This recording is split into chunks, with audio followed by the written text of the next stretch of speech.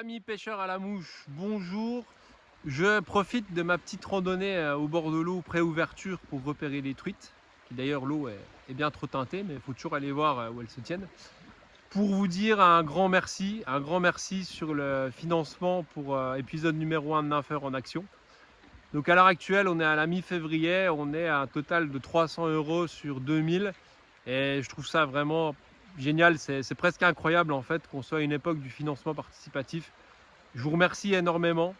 Je vous garantis que j'ai appelé Cédric Nolin et je vais vous dire après ce qu'on a déjà prévu et que je sais qu'il sera à la hauteur. Alors ce qui est super et ce qui me touche vraiment en fait, c'est qu'il y a beaucoup de gens qui ne sont pas des clients et qui donnent. Et ça c'est super parce que en fait peu importe où vous achetez vos mouches, l'idée n'est pas là du tout. Que mes projets vidéo qui sont honnêtes et un peu sans langue de bois vous touchent, je vous remercie à tous. Alors, je ferai un email à un moment à vous tous pour vous remercier. Là, j'ai beaucoup de boulot à l'atelier, donc je préférais faire ça en vidéo. Je trouve même que c'est plus honnête que de faire un email. Donc, un grand merci. Au rythme où ça va, normalement, ça peut être bon. C'est toujours une aventure. Voilà. Alors maintenant, pour vous donner des news sur où est-ce qu'on va tourner cette vidéo. Alors, j'ai appelé Cédric et moi, j'ai envie un peu de le sortir de sa zone de confort. C'est là que je le préfère, justement. Et je vais vous raconter après une anecdote. Je vous ferai des vidéos les prochains mois sur des anecdotes que j'ai vécues avec Cédric pour vous expliquer un peu à quoi vous attendre. Et en fait, on a discuté. Donc, pour le moment, on a dans l'idée, sachant qu'on a un panel énorme, qui, attention, sera soumis à Vigicru. Donc, on va le faire pour de vrai. Le samedi 18 mai, je pense que je ferai un petit live pour regarder les Vigicru en fonction des régions. Je pense que ce sera très intéressant justement parce que c'est ça la vraie pêche à la mouche aussi en local, c'est le Vigicru qui dit tout, le niveau des rivières. Par exemple, vous voyez aujourd'hui, si c'était ouvert, ça aurait eu du mal à pêcher. Et ça, je trouve que c'est vraiment aligné avec le projet de vous faire le bilan sur le Vigicru, parce que c'est ça qui va tout décider. Donc pour le moment, dans l'idée, on est sur de la petite rivière de terroir, soit en Franche-Comté, soit en Bourgogne. Alors c'est assez éloigné. On réfléchit. On a aussi de la Meuse, du 55 dans la shortlist comme on dit. Donc on a décidé 3-4 rivières. Je ne sais pas si je balancerai le nom de la rivière. Ce sera une rivière de terroir française. Si c'est un grand truc, je ne vous cache pas. Si c'est la Loue, l'Ain ou le Doubs, comme il dit Cédric, on peut balancer le nom. Parce que de toute manière, c'est tellement compliqué que ça ne changera rien. Mais par contre, si c'est une petite pépite de terroir, vu que je ne mets plus les commentaires sous mes vidéos, je pense que je sauvegarderai un peu et je laisserai les gens trouver par eux-mêmes parce que balancer en pâture un nom d'une petite rivière, il y en a tellement des petites pépites que ce serait un peu salaud dans l'idée. Donc pour le moment, de toute façon, ce sera Rivière Calcaire qui pêche à vue. C'est possible que tout soit défoncé par la pluie au 19 mai, c'est déjà arrivé, il ne faut pas sous-estimer la nature. Mais voilà, dans un rayon de 3 heures de route autour de Nancy, il y aura forcément une eau claire quelque part pour que Cédric voit quelque chose. Donc voilà, pour vous donner des news, merci. On est à 300 € sur le compteur. Je suis dispo s'il y a des problèmes de paiement, c'est simple. C'est soit une carte bancaire, soit PayPal. Et pour vous dire en plus, si le montant n'est pas atteint, avec les nouvelles technologies, pour vous expliquer, ça se rembourse en 2 secondes. C'est-à-dire que je vais dans l'application Stripe, c'est une espèce de banque en ligne, vous cliquez rembourser, ou sur PayPal, vous remboursez en 2 secondes.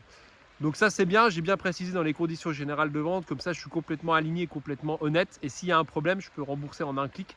Donc ça me fait plaisir parce que c'est des projets qui avancent à long terme. Maintenant, à chaque vidéo de nouvelles que je vous ferai au bord de l'eau, j'en profiterai d'être un peu au bord de l'eau pour vous donner une anecdote sur Cédric Nolin, des temps de pêche que j'ai eu avec lui.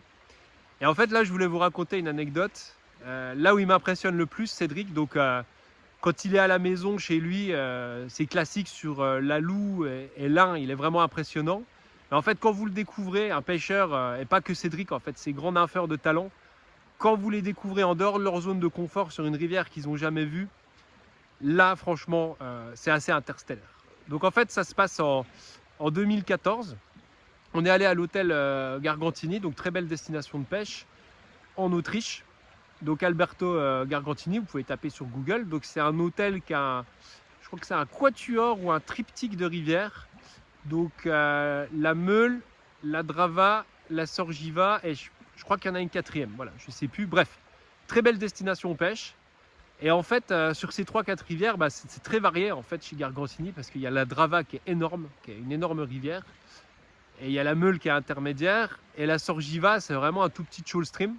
Alors quand on dit shoal stream, c'est assez galvaudé comme terme, parce qu'à la base, les shoal streams, c'est vraiment les rivières à berges de craie comme on a au Royaume-Uni. L'expression vient de là-bas. Mais en fait, toutes les petites rivières avec les berges meubles et beaucoup d'herbiers, en France, on appelle ça des shoal streams. Enfin, shoal stream, on va le dire à la française. Donc la Touvre, ça pourrait être un shoal stream dans l'idée. Et la Sorgiva, chez Gargantini, bah, c'est pareil, c'est une petite anomalie. Au milieu des rivières alpines, en fait, avec des galets puissantes et tout, bah, tu as la Sorgiva, en fait, qui est taillée comme une veine très fraîche, dans un sol meuble, avec beaucoup d'herbiers et de la profondeur, et une eau limpide, quoi. Et là, moi j'ai vu Cédric débarquer là-dessus. Donc il y a un beau mélange. Il y a de la fario, de l'arc, de l'ombre, du huchon. Et je crois que c'est pas mal. Fario, arc, ombre, huchon, saumon de fontaine sûrement. Enfin pas mal bassiné, mais aussi des poissons un peu sauvages. Et du coup, Alberto Gargantini, que vous connaîtrez si vous êtes là-haut, il nous dit putain, il y a un vidéaste italien pour faire une vidéo. Et il me dit Cédric, il est quand même bon, on va faire une vidéo. Et en fait, on a lancé Cédric sur la Sorgiva. Et c'était impressionnant en fait, parce que ce genre de shoal stream est très encombré en bordure, avec beaucoup de branches, beaucoup de frondaisons. Et en fait, Cédric, sans mettre un pied dans l'eau, il a survolé la rivière. Et donc, c'est beaucoup de posées avec la soie sur les ronces ou la soie qui repose sur les orties. Une pêche très technique du bord. Et ça, Cédric, je sais que c'est son péché mignon. Il aime vraiment se faire mal. D'ailleurs, vous saurez... à l'ouverture sur la Loue, il adore pêcher du bord en basket, c'est ça qui le fait bander entre guillemets. Et sur la Sorgiva, je m'en souviens, le caméraman, il était halluciné, quoi. Il a vu franchement un maestro du bord avec des posées à distance. Donc moi je suis à des années-lumière de ça, mais moi ça m'a fait halluciner, quoi. Je le regardais lui et le caméraman, et il enquillait les poissons avec des posées quand même bien plaquées, avec des nymphes assez denses pour que ça descende, parce que sur Sorgiva, il y a quand même de la profondeur. Et donc une pêche magnifique sans mettre un pied dans l'eau, en survolant les obstacles. Et je me souviens ce qu'il nous avait dit le caméraman après, Boris si je me souviens bien. Et il nous disait putain mais ce qui est hallucinant c'est la vitesse à laquelle il sort son bas de ligne. Et ça on me l'a beaucoup dit. Cédric il a une gestion du bas de ligne incroyable. Alors on essaiera d'en parler plus dans la vidéo.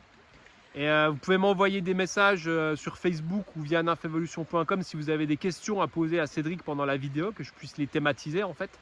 Mais la gestion de son bas de ligne, elle est incroyable parce qu'il le sort en 2 secondes, quoi. Là où tout le monde galère à faire 14 faux lancers pour sortir le bas de ligne, et moi je parle en observateur parce que je pêche plus avec une soie, mais je sais que ça m'a toujours scié. Et typiquement sur Sorgiva, en dessous des frondaisons, tac, tac, tac, 3 faux lancers, ça pose, c'est plaqué, la nymphe, le lestage il est bon, ça coule, ça dérive, ça prend, quoi. Donc il a enchaîné poisson sur poisson.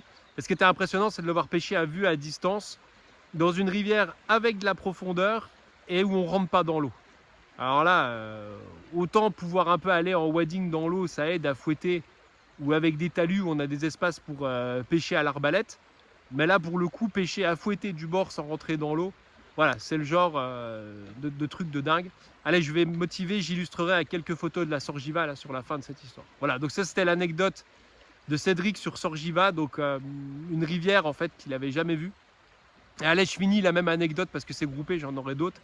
Après, je l'ai vu sur la Meule, donc un profil totalement différent, la rivière Meule, hein, à l'hôtel Gargantini.